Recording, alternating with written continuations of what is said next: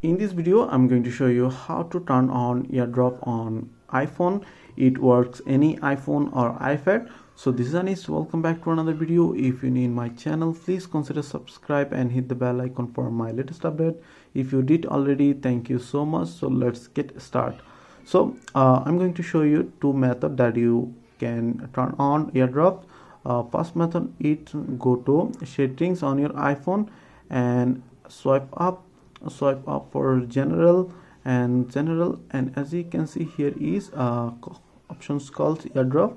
Tap on AirDrop and currently is turn it off, receiving off, and select the everyone for 10 minutes and go back, and then open control panel and open.